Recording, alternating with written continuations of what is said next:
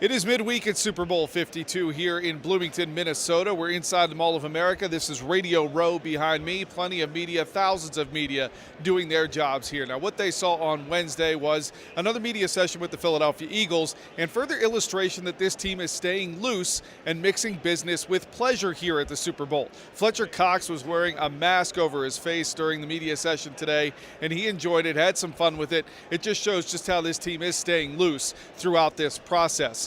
Now, we did hear from head coach Doug Pederson and quarterback Nick Foles in a press conference setting. They talked about several things today. We'll begin first with Doug Pederson talking about inviting Brett Favre to speak to his team Saturday morning. I know Brett's going to be here, and he's got some obligations he's going to do this week, and he and I still stay in touch. I mean, we're great friends. We're teammates for 8 years in Green Bay, and I figured that since I was going to be in town, and just asked him. It's really not Saturday night; it's Saturday morning at a team meeting. So he's just going to stop by the hotel and just visit with the guys for a few minutes Saturday morning. You know, he's one of the greatest to ever play the game, and just his style of play, his toughness. You know, he is a true gunslinger. Just, you know, rocket arm, can throw it from any which angle, off his back foot. He can just throw it anywhere he wants.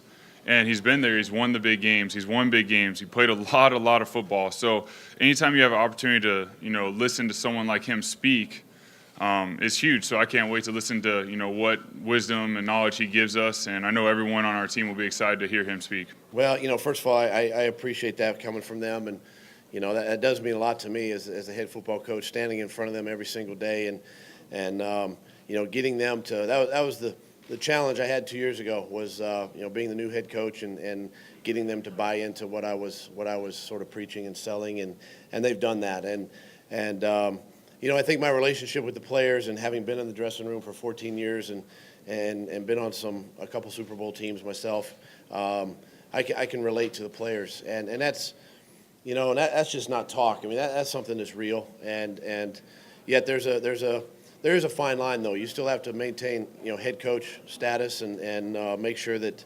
the guys are doing exactly what you asked them to do, and they've done that. And I can appreciate the effort that these guys have put into not only last season but this season, not only for me but for themselves, and how well they've committed to each other.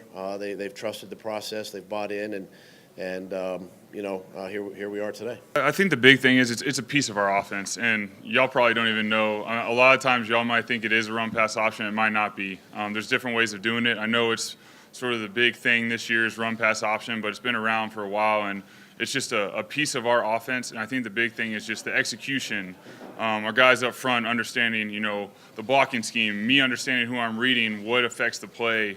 Our receivers understand their routes, their adjustments, what they're looking for. So when everyone's on the same page and they have, knowledge of what they're doing and you can execute it at a high level, you're going to have success, and it adds that piece of that offense that is hard to defend. But once again, it's a piece of what we do.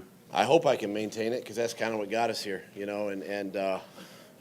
fearless or not. I mean, I trust my staff. There's a lot of collaboration that goes on during the games. It's not just me calling plays. There's a lot of conversation, a lot of dialogue that's kind of behind the scenes that, gives me confidence in some of the decisions that I make.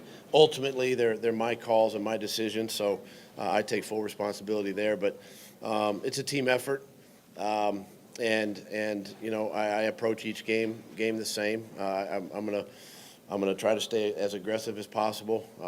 Be smart, put our players in successful positions and try to maintain that. So, I hope this game doesn't change that.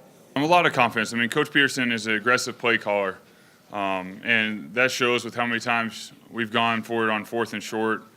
And, he has confidence in our entire offense to execute and our O-line to get that penetration to, get the first down in those situations. So for us to have a head coach that's that aggressive, I love playing for a coach like that. The Eagles are scheduled to meet with the media once again on Thursday. Be sure to watch for that and more continuing coverage of Super Bowl 52 on our website, 973ESPN.com. For now, covering the Eagles at Super Bowl 52 in Bloomington, Minnesota, I'm Scott Grayson.